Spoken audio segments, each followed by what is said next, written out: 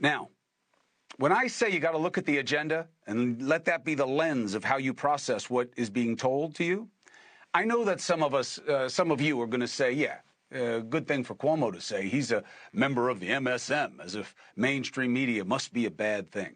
Fine, fine. We all have the same test. Look at what we say through the lens of what we want. For example, people love to say the media is controlled by Jewish people. Oh, yeah? Well, what happened to that? Why are we now hearing so many say that the media is advancing false narratives and creating false equivalency between Israel and a terror group? Is it controlled by Jews, or is it now victimizing Jews? You see what I'm saying? It's just an agenda play. It was never true. And now that it is convenient to say something else, the same haters of the media are now making you hate the media for another reason. You see? The hospital tragedy. Hamas was believed by many in the American media, by people in our government, mostly on the left. Why? Well, two reasons.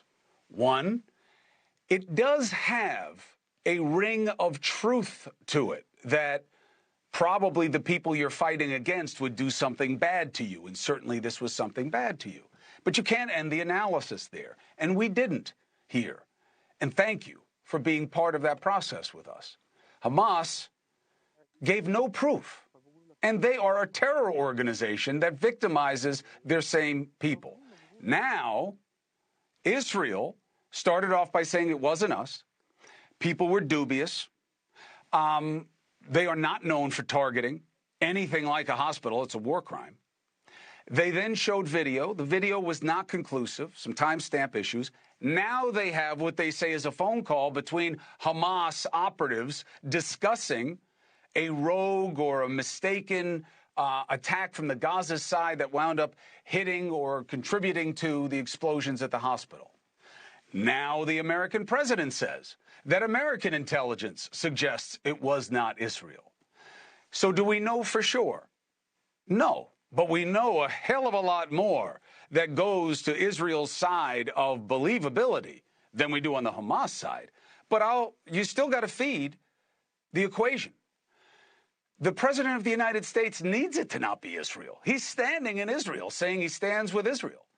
And I don't like that the American intel leads him to say it wasn't Israel, which very likely, in my estimation at this point, is the case. It was not Israel.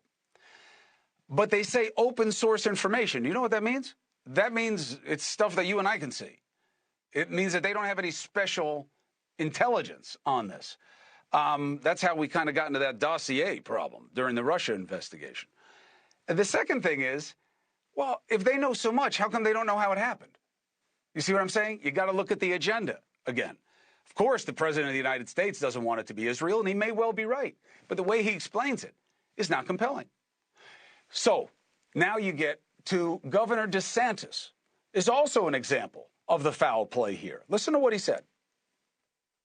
We cannot accept people from Gaza into this country as refugees. I am not going to do that. If you look at how they behave, not all of them are Hamas, but they are all anti-Semitic.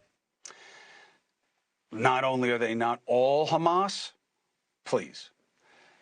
He is feeding division. He wants to take a page out of Trump's book of giving you enemies to fear that only he can keep you safe from. One, we don't let in a lot of Palestinians, okay? Just Google it. So it's not like we have, some big burden that we have to deal with. He's making up the burden. Now, will one come to pass because of what's happening there? I doubt it. Obviously, the missing piece to the equation there is to have the Arab community embrace the Palestinians with more than just hot talk about how it's good that they want to fight with Israel. That is something that DeSantis doesn't want to get into. He wants to be in the division business. So he is going to make this point. Not all Palestinians are Hamas, but they are all anti-Semitic. That's not true, okay? In my experience, Israelis do not have animus towards Palestinians. They have animus towards anyone who doesn't want them to exist. Palestinians, in my experience, and what you can see online, do not live to hate Israel. They hate the conditions of their existence. That's a meaningful distinction, and someone who wants to lead us should be able to make it. Hey, thank you for watching. Please go to newsnationnow.com, newsnationnow.com, and you can find News Nation on your television provider. And don't forget to click the red subscribe button down below. Then you will get more of News Nation's fact-driven coverage.